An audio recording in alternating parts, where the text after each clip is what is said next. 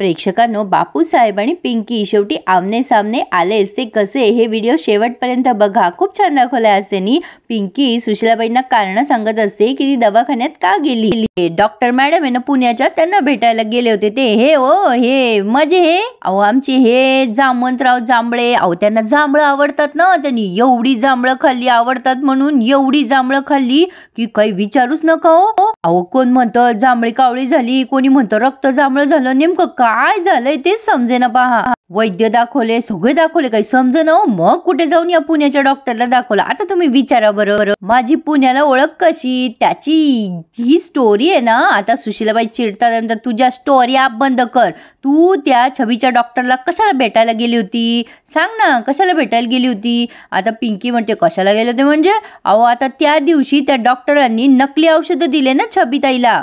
मग आता त्या मागे नेमकं कोण कोण आहे त्याचा शोध घ्यायला गेले होते ना मी. पिंकी वहिनीची फसवणूक केली गेली आहे ना. आता ती नेमकी कोणी आणि कशी केली या सगळ्याचा शोध मी घेतला तर तुम्हाला तर आनंदच होईल नाही का. पिंकीने जरा शब्दात अडकवलाय यांना, चांगलं दाखवलंय आज त्यांनी जरा प्रेक्षकांनो. आता ही पिंकी म्हणत असते छबीताई बऱ्या होऊ नये ना म्हणून प्रयत्न केले जात आहेत. आता हे सगळं नेमकं काय चाललंय, नाही नेमकं आहे काय याचा शोध घ्यायला नको का. आणि ते सगळं मी समजावून घेतलं तर तुम्हाला आनंदच होईल. मी छबीताईंच्या रूम मध्ये चालली आहे आणि वर चढता चढता म्हणते, आणि हो, जिनके घर शीशे के होते ना वो दूसरों के घर पे पत्थर नहीं मारा करते. आणि मग हे सगळे वर म्हणजे सुशीलाबाई आणि धनंजय वर बघायला लागतात. आणि मग पिंकी म्हणते काय हो सासूबाई, मिताली आणि युवराजजी आले का परत. आता सुशीला चिडते आणि म्हणते मी तुझी सासू नाहीये, तू जा ना, तुला काय करायचंय. पण आता पिंकी ह्या निरीच्या खोलीमध्ये आलेली असते. आता निरी म्हणते झालं का हो तुमचं आईसाहेबांशी बोलणं. बरं मी जाते आता, माझी खूप कामं पडली आहेत.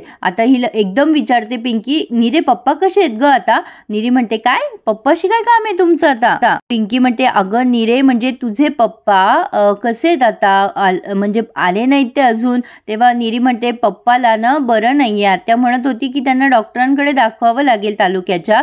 पिंकी म्हणते मग ते तालुक्याच्या डॉक्टरकडे आले होते का दाखवायला. निरी म्हणते नाही, ते तर गावातच आहे आत्याकडे, तुम्ही का विचारताय हे सगळं. पिंकी आता विचार करायला लागते की दवाखान्यात कोण आलं होतं मग. आता ती सहज विचारते निरीला, निरे अगं पप्पा पिंकीचा शोध घेत होते का ग. निरी चिडते आणि म्हणते तुम्हाला नेमकं काय हवंय, तुम्हाला किती वेळेला सांगितलं मी तिचं नाव नका घेत जाऊ माझ्या समोर. आणि तसं पण ती नाही आहे ना या जगामध्ये, आम्ही नाही घेत तिचा शोध आणि नाही घेतला. आणि पप्पा तर कसे घेतील शोध, त्यांना तर धड उभं पण राहता येत नाहीये. गेले कित्येक दिवस झाले ते अंथरुणावर पडून आहेत. आत्याचा फोन आला होता की गेले कित्येक दिवस त्यांना बरंच वाटत नाहीये. हे सगळं ना त्या पिंकीमुळेच होतंय. तुम्ही प्लीज परत तिचं नाव माझ्या समोर घेऊ नका, असं बोलून निघून जातीये. पिंकीला आता संशय येतोय, जर पप्पा हॉस्पिटलमध्ये नव्हते गेले तर माझे पप्पा बनून कोण आला होतो हॉस्पिटलमध्ये. आणि प्रेक्षकांनो इथे बापूसाहेबांची ऍक्टिंग कमाल दाखवलेली आहे. बापूसाहेब सरकारवाड्यासमोर उभे असतात, म्हणजे गाडीमध्ये बसलेले असतात आणि त्यांना झालेला प्रसंग आठवतोय दवाखान्यामधला. आणि ते स्वतःच्याच मनाशी पश्चाताप आणि खूपच राग व्यक्त करताय, मोठ्याने किंचाळतात, नाही मेली कशी नाही ही, वाचलीच कशी. आणि आता पिंकी मनाशी विचार करत असते, म्हणजे पप्पा माझा शोध घेत असतील का खरंच. निरी तर सांगतेय पप्पा अंथरुणात पडू नये, मग ही व्यक्ती कोण असेल. इकडे बापूसाहेब खूप ओरडत असतात आणि मनाशीच बडबड करत असतात, असं झालंच कसं, मी स्वतःच्या गाडीनं तिला उडवलं होतं. असल्या भयानक जंगलात ती पडली होती रात्रभर, कुठल्या तरी श्वापदानं नाही तर एखाद्या वाघानं खाल्लं का नाही तिला. वाचली कशी हेच चालू आहे त्यांचं. आता इकडे ही पिंकी मनात विचार करत असते, कोणीतरी पिंकीचा शोध घेतोय तर कोण असेल. बापूसाहेबांचा माणूस तर नसेल ना. बरं झालं देवयानी मॅडमने मी कुठे ते नाही सांगितलं, त्याने मला बघितलं असतं तर त्याला कळलं असतं ना मी पिंकी येते. आत्ता माझ्या लक्षात येतंय तो माणूस गायब का झाला. माझ्या समोर आला असता तर मी ओळखलं असतं ना हा माझा पप्पा नाहीये म्हणून. बापूसाहेब आता स्वतःलाच म्हणत असतात, गजराज तू मूर्ख आहे मूर्ख, तू तेव्हा काय ऍक्शन घेतली नाही. आता पिंकी कशी घरात आली हे त्यांना आठवतंय आणि ते मोठ्याने हसायला लागतात आणि म्हणतात अरे तुझ्या नाकावर टिचून या घरात राहत होती ती, ओळखलं कसं नाही तू तिला. अय गजराज धोंडे पाटील, मोठा राजकारणी तू, काही कामाचे नाही तुम्ही राजकारणी. एवढा मोठा राजकारणी म्हणतो स्वतःला आणि तू एवढा गाफील कसा काय राहिलास तू. त्यांचा असं संताप व्यक्त करतायत ते प्रेक्षकांनो, मोठ्याने असे त्यांचे कान ओरबडतायत, कसं काय गाफील राहिला तू. एकदा माझ्या हातातून वाचलीस तू, पण गावकऱ्याच्या तावडीतून कशी सुटशील तू. प्रेक्षकांनो, बापूसाहेबांना दुःखाचा धक्का लागलाय असं म्हणायला हरकत नाहीये, पण आता बापूसाहेब विचार करतायत, लोक तुला आता ठेचून ठेचून मारणार, नाही वाचणार तू. पिंकीच्या लक्षात आलंय जवळपास की बापूसाहेब जर माझा तपास घेत असतील तर त्यांना काही वेळ लागणार नाही माझ्यापर्यंत पोहोचायला.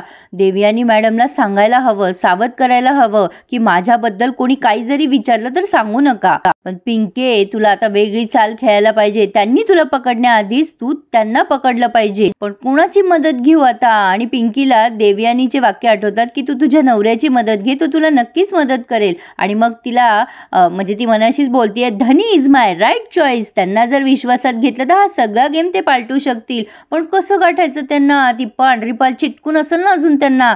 हे ती कधीच बोलतीये, पण अजून काही ते युवराजला सांगत नाहीये. एवढं काय वाट बघायची नवऱ्याला सांगायची? हिने उगाच टाइमपास केला. प्रेक्षकांनो, आल्या आल्या सांगितलं असतं तर युवराजने आतापर्यंत सुखाचा संसार सुरू पण केला असता. नाही का? पण जाऊ द्या, मालिका कशी खेचली जाणार नाही का. पण आता ती लगेच स्वतःच्या मनाशी म्हणते, धनी आय एम कमिंग. आता रात्री यांची जेवणाची तयारी सुरू असते.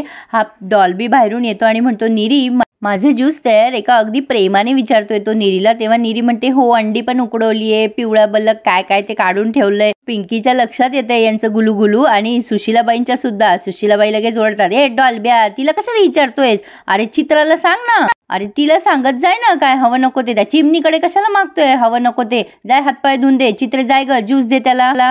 चित्रा डबल हुशार आहे. ती म्हणते, आपल्या घरात नौकर माणसं नाही आहेत का? आता सुशीलाबाई म्हणतात, सांगितलं ना तेवढं करत जाय. उलटी उत्तरं दिलीच पाहिजे का तुला? आणि काय ग, ए तू कशाला इथे फिरतीये? इथे नको रेंगाळू, तू जाय अडगळीच्या खोलीत जाऊन पड ना. आता लगेच ही म्हणते, अहो सासूबाई, अहो मितालीच्या उडबी सासूबाई, ओ अहो छबिताईंसाठी ताट बनवतीये मी. सुशीलाबाई म्हणतात, झालं ना मग, वाढलं ना आता, जाय ना मग, दे ना मग. नुसती टाळाटाळ करतीये. आणि प्रेक्षकांनो, ही मितालीमध्ये घुसते आणि म्हणते, सरप्राईज सरप्राईज सरप्राईज. पिंकी बघत असते, युवराज आला नाही, माझ्या धनींना सोडून आली का काय ही मागच. आणि युवराजने एकदम डॅशिंग एंट्री घेतली आहे, त्याचा मेक ओव्हर झालाय.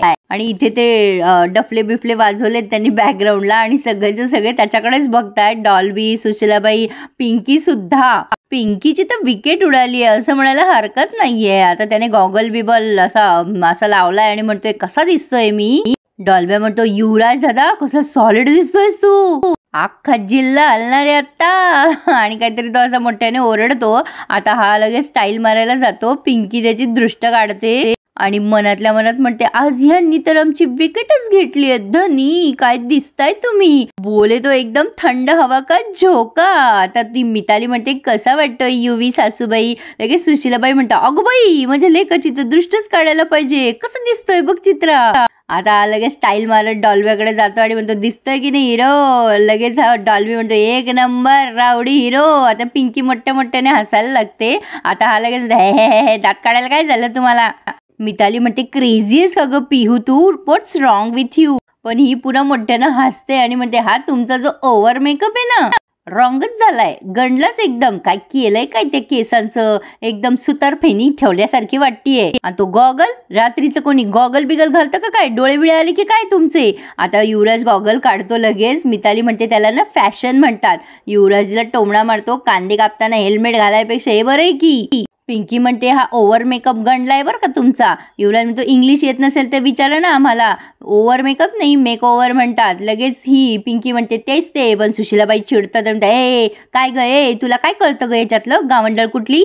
डॉल्बी सांगतो, आहो त्याला ना मुलेट हेअरकट का काहीतरी म्हणतात आणि हल्ली हा ट्रेंड आहे हो. लगेच सुशीलाबाई म्हणतात, हो का, असं आहे का? चित्रा लगेच म्हणते, भाऊजी कुठला कट आहे ते माहित नाही, पण तुम्ही ना एकदम हिरो दिसताय. युवराज पिंकीला टोमणे मारत असतो, कसे ना वहिनी, गावंढळ लोकांना कुठे कळतीये फॅशन. सलून मधून जसा बाहेर पडलो ना मी, तेव्हा जिल्ह्यातल्या पोरी अशा वळून वळून बघत होत्या. ओ वहिनी कपडे कसे सांगा ना. तेव्हा चित्रा म्हणते, तुम्ही ना एक नंबर दिसताय. लगेच पिंकी त्यांना थांबवते आणि म्हणते, काय? तेव्हा लगेच युवराज म्हणतो, हा मीची चॉईस आहे. पिंकी म्हणते, सर्कशीतला जोकर म्हणायचा का पोळ्याचा बैल? आता ती मिताली चिडते आणि म्हणते, तू जोकर म्हणालीस युवीला? सुशीलाबाई संतापतात म्हणतात, तुला कोणी सांगितलं ग मध्ये मध्ये बोलायला? स्वतःचा नवरा नाही सांभाळता आला त्यानं टाकली ना तुला. कोण जांभळा का पिवळा म्हणे? दुसऱ्याच्या मध्ये मध्ये कशाला नाक खुपसतीस ग? कोणी विचारलंय का तुला? तुला कामं नाही आहेत का काही? अगं जा ना, जेवण देऊन ये ना छबीला. नोकर माणसानं नोकराच्या अवकातीतच राहायचं. आता पिंकीचा अपमान झालाय, पण अजून तर काही नाही. आता ही मिताली लगेच युवराजला म्हणते, हे युवी लेट इट बी. तू खूप फॅब्युलस दिसतोय. चल आपण रूममध्ये जाऊया. आता पिंकी तिथून ओके ओके करत जात असते छबीच्या खोलीत, पण आता मिताली पुढे येते ना, तेव्हा लगेच ही त्या मितालीच्या मध्ये पाय घालते आणि धपकन तिला पाडते आणि हिला जोरात लागते. तिथल्या तिथे पडली, लगेच पायबी पण मुरगळला तिचा. प्रेक्षकांनो लगेच सुशीलाबाई तिला ओरडतात, डोळे फुटले का तुझे, काय करतेयस? लगेच मितालीला उठता पण येत नाहीये. ओ गॉड माझा पाय मुरगळला युवी. युवराज लगेच म्हणतो, अरे बापरे, लई दुखतंय तुम्हाला, आता वर जाता येणार नाही, उतरता येणार नाही. तुम्ही ना एक काम करा, तुम्ही ना सरपंचबाईंच्या जागेवर जाऊन झोप. चित्रामध्ये ओ युवराज भाऊजी काय बोलताय? आता लगेच युवराज म्हणतो, नाही नाही, आम्ही त्यांच्या खोलीत झोपू, त्या तिकडे झोपतील ना. आता लगेच पिंकी राग बघायला लागते याच्याकडे. तेव्हा लगेच युवराज म्हणतो, अहो असं म्हणायचं होतं आम्हाला, तरी पण हिला चालताच येत नाहीये. पण ती म्हणते, सो नाईस ऑफ यू युवी. आता लगेच तिला धरतायत सगळेजण, पण तिला चालता येत नसतं. पिंकी वाकडं तिकडं तोंड करते तिच्याकडे बघून. आता लगेच युवराज म्हणतो, अरे देवा, तुम्हाला चालता येत नाहीये वाटतं, उचलून घ्यावं लागेल ना. सुशीलाबाई त्याच्याकडे बघतच राहतात. लगेच युवराज म्हणतो, काय करू आई साहेब, उचलावं लागेल ना यांना. सुशीलाबाई म्हणतात, हा आधार तर द्यावंच लागेल ना बाबा. आता लगेच युवराज म्हणतो, हा आधार तर द्यावंच लागल. आता लगेच तो मितालीला उचलून घेतोय. प्रेक्षकांनो पिंकी सापडो ना सापडो, हा युवराज भारी मजा मारून घेतोय हा मधल्यामध्ये. असो, पण आता काय बोलावं. पण इथे त्यांनी हा रिव्ह्यू पूर्ण केलाय. पिंकी जळून जळून खाक होऊन गेलीये. असो, तर आता प्रेक्षकांनो पुढे आपण बघतोय बापूसाहेब आणि पिंकी आमने सामने येणार आहे. बापूसाहेबांनी पिंकीला चेक दिलाय 25 लाखाचा आणि तिला धमकवतायत. काय मग सरपंच बाई, तुम्ही आता गावकऱ्यांसमोर या, 25 लाख रुपये देतोय, तुमचा गुन्हा कबूल करा आणि गपचूप निघून जा इथून. पण आता पिंकी म्हणते, बापूसाहेब तुम्ही मला ओळखलंच ना, चला मी पण तुम्हाला चॅलेंज करतेय, तुम्ही तुमचे गुन्हे कबूल करा, दसऱ्यापर्यंत वेळ देतेय मी तुम्हाला. बापूसाहेब पण तिला दसऱ्यापर्यंतच वेळ देतो. आता पिंकी म्हणते, दसऱ्यापर्यंत तुम्ही सुद्धा तुमचे गुन्हे कबूल करा, नाहीतर मग मी दसऱ्याचं रावण दहन करताना तुमचे गुन्हे सगळ्यांसमोर आणणार आहे. आता पिंकीने त्याला धमकवलंय आणि निघून गेली आहे. काय करतील बापूसाहेब आता? आता खरा खेळ सुरू झालाय प्रेक्षकांनो. आता मजा येणार आहे बघायला, त्यामुळे थोडासाही व्हिडिओ स्किप करू नका आणि सगळे रिव्ह्यूज एन्जॉय करायसाठी चॅनलला सबस्क्राईब मात्र नक्की करून ठेवा. पिंकीचा विजय असो या मालिकेचे इंटरेस्टिंग रिव्ह्यूज माझ्या आवाजात ऐकायचे असतील तर प्लीज प्रेक्षकांनो चॅनलला सबस्क्राईब करा आणि रिव्ह्यू आवडल्यास लाईक करायला विसरत जाऊ नका. So please subscribe my channel and enjoy my reviews. धन्यवाद.